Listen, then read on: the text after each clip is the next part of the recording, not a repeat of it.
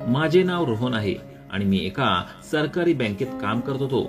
माझ्या लग्नाला 2 वर्ष झाली होती. माझी पत्नी रुपाली जी खूप सुंदर आणि आकर्षक होती, ती आई बनणार होती. हे आमच्या जीवनातील खूप आनंदी दिवस होते. रुपालीचा 6वा महिना चालू होता आणि आम्ही येणाऱ्या बाळासाठी खूपच उत्साहित होतो. याच दरम्यान एक अशी घटना घडली ज्याने आमचे जीवन थोडे बदलले. माझ्या नोकरीत मला ट्रान्सफरची ऑर्डर आली. मला दुसऱ्या शहरात स्थानांतरित करण्यात आले आणि अशा परिस्थितीत आमच्या समोर एक नवीन संकट उभे राहिले. रुपालीची हेल्थ आणि तिची केअर ही माझी प्राथमिकता होती. मला जाणीव झाली की अशा वेळी तिला एकटं सोडणं योग्य नव्हतं, कारण की गर्भावस्थेदरम्यान तिची प्रत्येक वेळी काळजी घेण्यासाठी मी रुपालीच्या आई वडिलांना बोलावले आणि पूर्ण परिस्थिती समजावून सांगितली आणि त्यांना हे सांगितले की माझे ट्रान्सफर अशा शहरात झाले आहे जेथे मी रुपालीची चांगल्या प्रकारे काळजी घेऊ शकत नाही. मी त्यांना विनंती केली की त्यांनी रुपालीला त्यांच्या सोबत घेऊन जावे, जेणेकरून ती आपल्या माहेरी आपल्या आई वडिलांच्या सानिध्यात सुरक्षित आणि आरामात राहू शकेल. रुपालीच्या आई वडिलांनी माझं बोलणं समजून घेतलं आणि आमची स्थिती समजून त्यांनी लगेच सहमती दर्शवली. त्यांनी रुपालीला आपल्या घरी घेऊन जाण्याचा निर्णय घेतला, जेणेकरून ती गर्भावस्थेच्या महत्त्वपूर्ण वेळी कुठलाही त्रास न होता राहू शकेल. या निर्णयाने मला थोडासा दिलासा मिळाला, कारण माझी पत्नी तिच्या कुटुंबात सुरक्षित आणि आनंदी असेल याची मला खात्री होती. जेव्हा माझी पत्नी रुपाली तिच्या आईचे घर सोडून गेली तेव्हा घरात एकटे राहणे माझ्यासाठी नवीन आव्हान बनले. आता मला जेवण बनवायचे, घरची कामे करायची आणि घरच्या सगळ्या जबाबदाऱ्या स्वतःच सांभाळायच्या, कारण मी माझ्या कामात खूप बिझी असायचो. काम खूप व्यस्त होते. मला या सर्व कामाची थोडी चिंता वाटत होती. भले माझी नुकतीच नोकरी लागली होती आणि मला बढती मिळाली होती आणि माझा पगारही वाढला होता. यामुळे चांगल्या आयुष्यासाठी नवीन फ्लॅटमध्ये शिफ्ट होणे अधिक योग्य ठरेल असे मला वाटले. मी माझ्यासाठी एक नवीन आणि आरामदायी फ्लॅट निवडला. ज्या शहरात माझी बदली झाली तिथेच माझी मामी आणि तिची मुलगीही राहत होती. काही काळापूर्वी माझ्या मामाचा अपघाती मृत्यू झाला आणि त्यामुळे माझी मावशी आणि तिची मुलगी एकटे राहत होते. जेव्हा मामीला माहित पडले की माझी ट्रान्सफर त्यांच्याच शहरात झाली आहे तेव्हा एक दिवस ती मला भेटायला माझ्या फ्लॅटवर आली. जेव्हा मामी आली तेव्हा तिने उत्सुकतेने मला विचारलं, रोहन, तुझी बायको कुठे आहे? ती तुझ्याबरोबर का आली नाही? मी त्यांना माझी परिस्थिती समजावून सांगितली की रुपालीचा 6वा महिना चालू आहे. तेव्हा अशा परिस्थितीत तिला एकटं सोडणं योग्य नव्हतं, म्हणून मी तिला तिच्या माहेरी पाठवलं, जेथे तिचे आई वडील तिची चांगल्या प्रकारे काळजी घेतील. मामीने माझं बोलणं ऐकल्यानंतर हसून म्हटलं, रोहन, आता तू एकटा आहेस तर घरातील कामे आणि जेवण बनवणे हे तुझ्यासाठी खूपच कठीण होत असेल ना? त्यामुळे मी विचार केला आणि म्हटले, आधीच कामाचा दबाव आहे आणि जर मी स्वतःच घरची कामे करायला लागलो तर अडचणी आणखीन वाढतील. म्हणून मी माझ्या मामींना म्हटले, मामी, मी मोलकरीण ठेवण्याचा विचार करत आहे. यामुळे मला घरची कामे करणे सोपे होईल. पण मामीने त्याला लगेच उत्तर दिले, तुझी बायको परत येईपर्यंत घर कामासाठी बाई ठेवण्याची काहीच गरज नाही. जोपर्यंत तुझी बायको येत नाही तोपर्यंत मी तुझी मदत करेन. तुला त्यासाठी कुठल्याही कामवाल्या बाईची गरज नाही. तुला कुठल्याही गोष्टीची चिंता करण्याची काहीच गरज नाही. मामीच्या ह्या प्रस्तावाला ऐकून मी सुटकेचा निश्वास सोडला. मी मनातल्या मनात विचार केला की मामीने माझी मदत केली तर मला आपले काम आणि घरातील काम यांच्यामध्ये समतोल राखण्यामध्ये खूपच सोपे जाईल. मी निश्चय केला की मामीच्या दिलेल्या वेळेसाठी आणि मेहनतीसाठी तिला काही पैसे देईल, जेणेकरून त्यांना जाणीव होईल की मी त्यांच्या मदतीचा सन्मान करतो. दुसऱ्या दिवशी मी सकाळी ऑफिसला जाण्याची तयारी करत होतो तेव्हा माझ्या मामीने मला सांगितले, रोहन, मी काही दिवसांसाठी माझ्या आईकडे जात आहे. तिची तब्येत बरी नाही आणि त्यांची काळजी घेण्यासाठी खूपच गरज आहे. मला खूप वाटते की तुझी मदत करावी, पण मला जावेच लागेल. मी तिची असहाय्यता समजून घेतली आणि म्हणालो, मामी, तुम्ही अजिबात काळजी करू नका. कुटुंबाची काळजी घेणे महत्वाचे आहे. मी येथे सर्व मॅनेज करेल. यावर मामीने सुटकेचा निश्वास टाकत म्हटले, रोहन, तुला घर आणि कामामध्ये त्रास न व्हावा त्यामुळे मी अंकिताला तुझी मदत करण्यासाठी पाठवण्याचा निर्णय घेतला आहे. ती तुझ्यासाठी जेवण बनवेल, तसेच घरातील कामामध्ये मदत सुद्धा करेल. मामा गेल्यानंतर अंकिता तिच्या आईसोबत राहायची.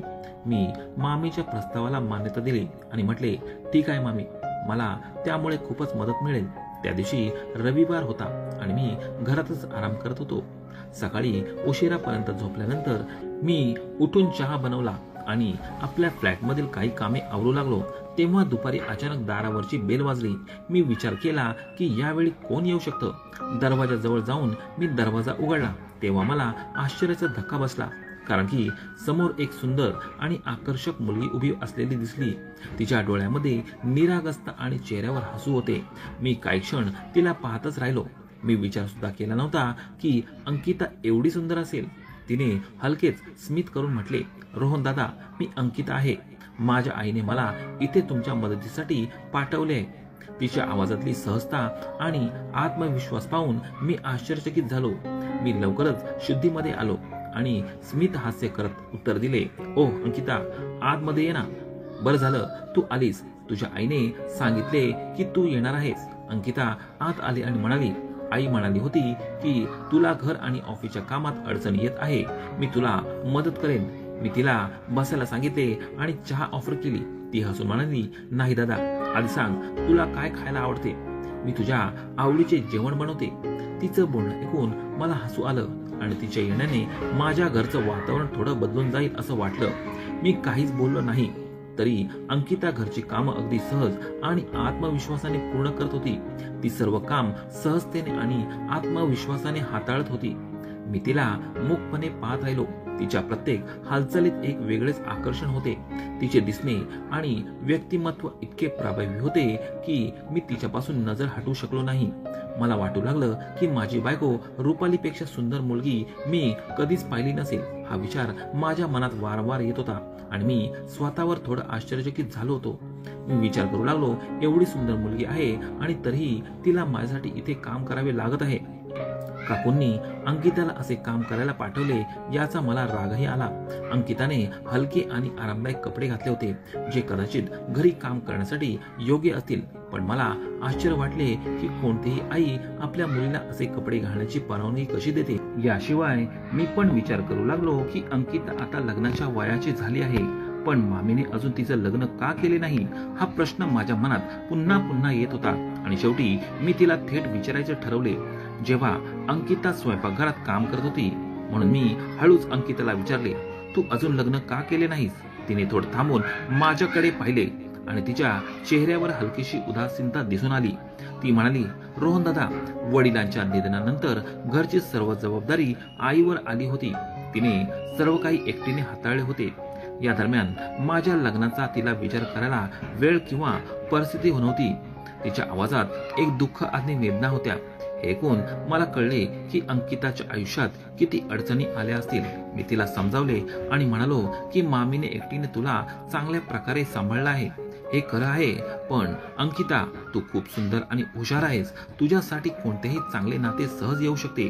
पण अंकिता, तू खूप सुंदर आणि हुशार आहेस. मामींनी तुझ्या भविष्याचाही विचार करायला हवा.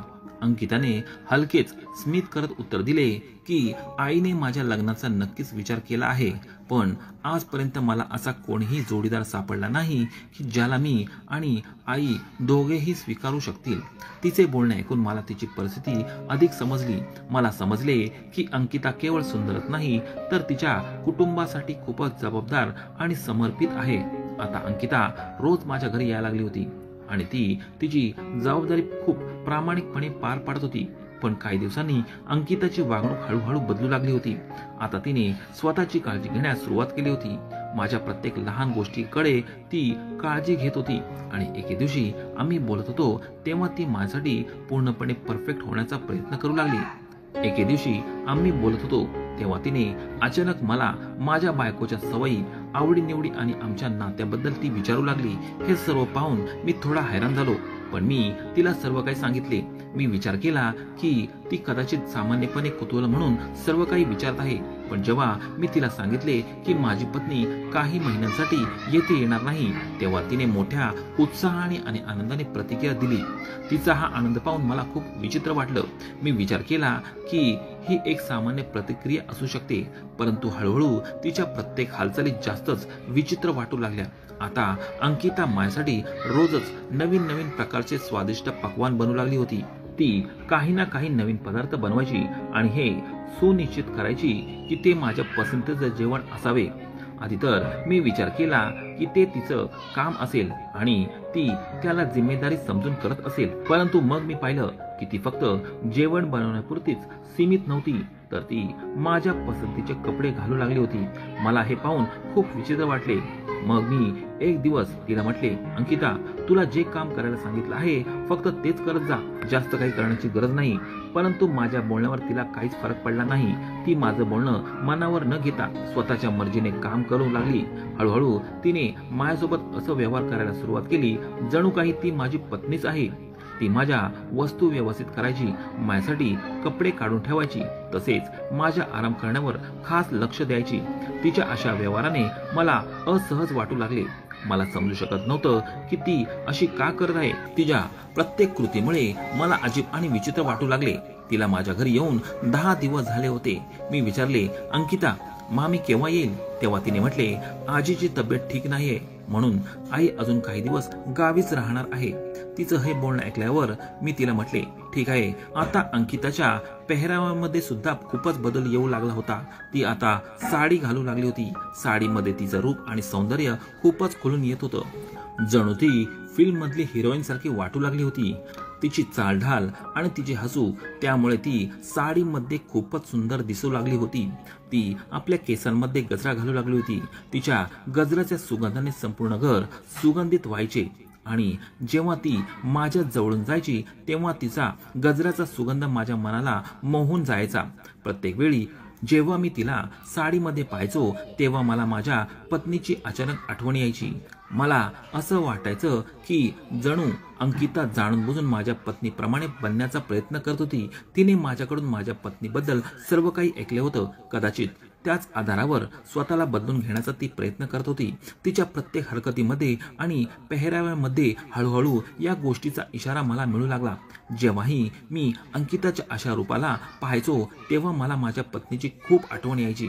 एक विचित्र अशी तळमळ माझ्या मनामध्ये उत्पन्न व्हायची. मला वाटू लागायचे की तिला आपल्या मिठीत घ्यावे, पण मी माझ्या मनावर खूप कंट्रोल केला होता. अंकिताचं हे बदलतं व्यवहार आणि अंदाज मला अजूनच गोंधळामध्ये टाकू लागले होते. कधी ती माझ्या पत्नीप्रमाणे उपस्थित व्हायची, तर कधी कधी पूर्णप्रमाणे वेगळ्या स्वरूपात दिसायची. मला समजत नव्हते की ती अशी का करत आहे आणि तिच्या अशा या बदलण्यामागे काय कारण असू शकते. तेव्हाच मी तिला म्हटले, यापुढे तू पूर्ण ड्रेस घालून ये, शॉर्ट कपड्यामध्ये येऊ नकोस, कारण की तुला त्या ड्रेसमध्ये पाहून मला कसं तरीच होतं. एकतर मी या घरामध्ये एकटा पुरुष आहे आणि अंकिता तरुण आणि सुंदर आहे. जर माझ्यासमोर कोणी सुंदर मुलगी सतत माझ्यासमोर शॉर्ट ड्रेस घालून येत असेल तर कोणीही पुरुष तिच्यावर आकर्षित होऊ शकतो. परंतु अंकिता एक महिला असून सुद्धा जरा सुद्धा लाजत नव्हती. मग एक दिवस असं काही झालं ज्यामुळे माझे पूर्ण जीवन हलवून टाकले होते. ही घटना इतकी अप्रत्याशित होती की मला विश्वासच बसत नव्हता की हे सर्व माझ्यासोबत होत आहे.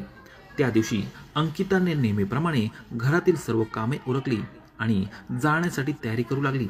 परंतु तेव्हाच अचानक जोरदार पाऊस पडू लागला. आकाशात विजा कडकडू लागल्या आणि पाऊस इतक्या जोरात पडू लागला की बाहेर निघणे असंभव झाले होते. अंकिता असमंजसमध्ये उभी होती आणि खिडकीच्या बाहेर पाऊस पाहत होती. मला तिच्या चेहऱ्यावरील टेन्शन दिसले आणि मी म्हटले, अंकिता, एवढ्या जोरात पाऊस पडत आहे, आता तू तुझ्या घरी कशी जाशील? मामी सुद्धा गावी गेली आहे आणि तुझ्या घरी सुद्धा आज कोणीच नाही. आज रात्री तू इथेच थांब, सकाळी जेव्हा पाऊस थांबेल तेव्हा निघून जा. तेव्हा ती थोडी लाजली, परंतु मग तिने माझं बोलणं ऐकलं आणि मान्य केलं आणि ती म्हणाली, ठीक आहे रोहन दादा, जर तुम्हाला काही त्रास होत नसेल तर आजची रात्र मी इथेच थांबते. अंकिताने त्या रात्रीसाठी जेवण बनवलं होतं आणि आम्ही दोघांनी सोबत बसून जेवण केलं. हे पहिल्यांदाच झालं होतं जेव्हा आम्ही दोघांनी एकत्र इतक्या सहजतेने ती वेळ घालवली. जेवण जेवल्यानंतर मी माझ्या रूममध्ये निघून गेलो आणि टीव्ही पाहू लागलो. मी अंकिताला म्हटले, तू हॉलमध्ये सोफ्यावर झोप, तेच तुझ्यासाठी आरामदायक राहील. अंकिता दिवसभरातील काम करून खूप थकली होती. तिने काही वेळ इकड तिकडच्या वस्तू ठीकठाक केल्या आणि मग सोफ्यावर जाऊन झोपली. मी माझ्या रूममधील टीव्ही पाहत रात्रीचे 12 वाजेपर्यंत जागा होतो. अचानक मला तहान लागली. तेव्हा मी पाणी पिण्यासाठी किचनमध्ये गेलो. किचनमधून परत येताच माझी नजर अंकितावर पडली. ती सोफ्यावर गाढ झोपेमध्ये होती आणि रात्रीच्या मंद उजेडामध्ये तिचा चेहरा खूपच शांत आणि सुंदर दिसत होता. तिचे मोकळे सुटलेले केस तिच्या गालावर आले होते आणि खिडकीमधून येणाऱ्या थंड हवेमुळे तिचे केस उडत होते. ती झोपेतच आपल्या केसांना व्यवस्थित करण्याचा प्रयत्न करत होती, परंतु तिचे केस परत तिच्या चेहऱ्यावर येत होते. तिची ती बेचैनी आणि निरागसता माझ्या मनाला भावली. जेव्हा मी झोपताना तिला पाहिले तेव्हा मी तिच्याकडे अजूनच आकर्षित झालो. हळूहळू मी तिच्या जवळ गेलो आणि खाली बसलो आणि तिचे उडणाऱ्या केसांना व्यवस्थित करू लागलो. अंकिता झोपेमध्येच होती, परंतु माझा स्पर्श तिच्या गालांवर झाल्यानंतर ती लगेच उठली.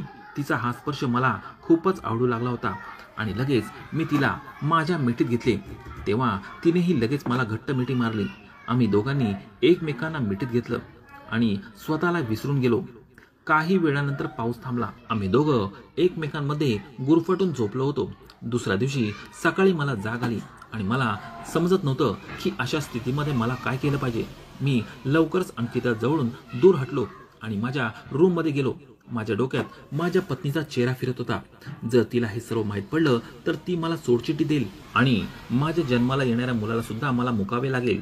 मी सतत हा विचार करू लागलो की जर माझ्या कुटुंबाला हे सर्व माहिती पडलं तर ते माझ्याबद्दल काय विचार करतील, त्यांच्या डोक्यात माझ्याबद्दल काय इज्जत राहील. हे विचार करून माझं डोकं फिरायला लागलं. मी पूर्णपणे घाबरलो होतो आणि माझ्या मनात चित्रविचित्र विचार येऊ लागले. अचानक माझ्या रूमचा दरवाजा हळूच ओपन झाला आणि मी पाहिलं की अंकिता आतमध्ये येत होती आणि तिने आंघोळ केली होती आणि तिच्या चेहऱ्यावर थोडीशी लाज आणि दुःखाची भावना होती. तिने हळूच डोकं झुकवलं आणि म्हणाली, रोहन, जे काही झालं ते मी कधीच विसरू शकत नाही. हे ऐकून मी हैराण झालो. तिच्याकडून हे ऐकून माझ्या मनात एक अपराधीपणाची भावना निर्माण झाली आणि मी लगेच म्हटले, प्लीज मला माफ कर, कदाचित माझ्याकडून चूक झाली असेल. पण अंकिताने मला अडवले आणि म्हणाली, थांब रोहन, तुला माफी मागायची गरज नाही. मला हे ऐकून आणखीनच आश्चर्य वाटले की चूक तुझी नसून माझी होती. अंकिता पुढे म्हणाली, जेव्हापासून मी तुझ्या घरी आले आहे तेव्हापासून तू माझ्याकडे चुकीच्या नजरेने पाहिले नाहीस आणि हेच मला जास्त आवडले. ती म्हणाली, तू मला शॉर्ट ड्रेस घालण्यास मनाई केलीस आणि मला पूर्ण ड्रेस घालण्यास सांगितले, जे माझ्या आईने करायला हवे होते. पण तुझ्या या वागण्यावरून तू किती चांगला आणि प्रामाणिक माणूस आहेस हे दाखवून दिलेस. अंकिता थोडा वेळ थांबली आणि मग म्हणाली, रोहन, मी तुझ्यासोबत या घरात होते. मी तुझ्या मामीची मुलगी आहे आणि तरीही तू कधी माझा गैरफायदा घेण्याचा प्रयत्न केला नाहीस. मला तुझ्या बायकोच्या नशिबावर जळण वाटत होती. तिच्याकडून हे ऐकून मला धक्काच बसला. ती एक दीर्घ श्वास घेत म्हणाली, मला तुझ्या पत्नीच्या नशिबाचा हेवा वाटू लागला होता, कारण तिला तुझ्यासारखा प्रामाणिक आणि हुशार नवरा मिळाला होता. कारण की तुझ्यासारखा इमानदार आणि समजदार पती तिला मिळाला होता. म्हणून मी तुझ्या बायकोबद्दल सर्व माहिती जाणून घेण्याचा प्रयत्न करत होती आणि तिच्यासारखं वागू लागली होती. अंकिताने आपलं बोलणं स्पष्ट करत म्हटले, त्यामुळे मी साडी घालायला सुरुवात केली, गजरा लावला. हे सर्व तुला आकर्षित करण्यासाठीच केलं होतं, परंतु तरीही तू माझ्याकडे लक्ष नाही दिलेस. पण तू तुझी मर्यादा कायम ठेवलीस. तुझ्या चेहऱ्यावर आणि डोळ्यात प्रामाणिकपणा होता. ती म्हणाली, खरंच सांग, तुझ्यासारखा प्रामाणिक माणूस मी कधीच पाहिला नाही. तू मला शिकवलंस की खरी माणसं ती असतात जी प्रत्येक परिस्थितीत आपलं चारित्र्य जपतात. अंकिताचं सर्व बोलणं ऐकून मी गप्प बसलो. तिच्या बोलण्याने माझ्या मनात अनेक भावना जागृत झाल्या होत्या, पश्चाताप, अपराधीपणा आणि एक नवीन समज. पण माझ्या हृदयात आणि मनात एक गोष्ट स्पष्ट होती की हे सर्व संपले पाहिजे. काही वेळाने मी हळूच म्हटले, अंकिता, मला माफ कर.